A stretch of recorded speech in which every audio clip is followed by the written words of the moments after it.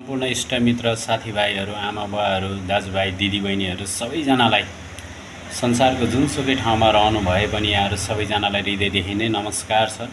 न्यानो माया मिठो सम्झना छ यहाँहरू सबैजनालाई भनेर भन्न चाहन्छु।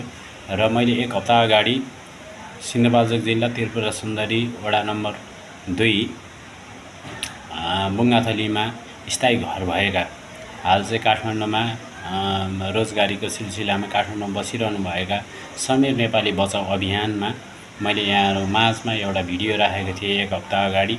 यहाँहरू धेरैले सहयोग गर्नु भइरहेको छ, यहाँहरू सबैजनालाई धेरै धेरै धन्यवाद छ। र अझै पनि म के भन्न चाहन्छु भन्दाखेरि यहाँहरूको सहयोग बिना समीर नेपालीको बचाउ अभियान बीचमै ब्रेक हुन सक्छ।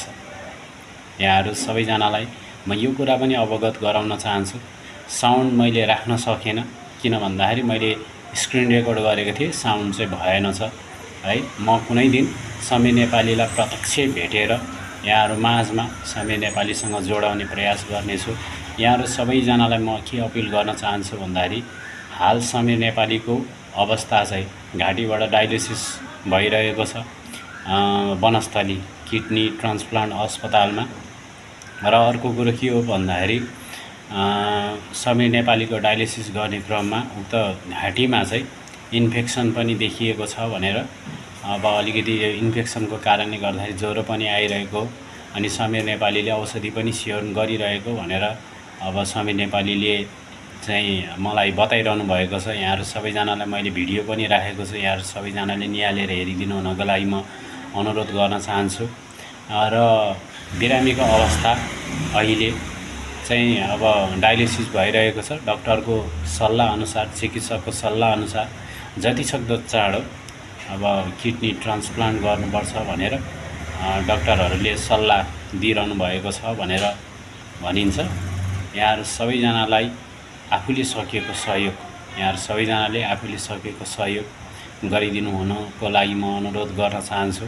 किन भन्दाखेरि हामी मानिस भएर मानिसको सेवा नगरे, प्राणी भएर प्राणीको सेवा नगरे कसले चाहिँ गर्छ होला त? हामी बाँचुन्जेल त अनि हामीले सेवा गर्ने होइन, हाम्रो सास रहन्जेल त अनि हामीले सक्दो आफूले सकेको सहयोग गर्ने त अनि। यहाँ सबैजनाले सहयोग गरिदिनु भयो भनेदेखि सायद समीर नेपालीले अर्को जीवन पक्कै पनि पाउनेछ भन्ने आशा पनि लिएको छु। यहाँहरू सबैजनालाई मेरो अनुरोध पनि छ, अपिल पनि छ, यहाँहरू सबैजनाले सहयोग गरेर समीर नेपालीलाई बचाइदिनु हुनको लागि म अनुरोध गर्न चाहन्छु। समीर नेपालीसँग मैले कुराकानी गर्दाखेरि डाक्टरको चिकित्सकको सल्लाह अनुसार 10 लाखभन्दा माथि लाग्छ भन्ने कुरा भइरहेको छ।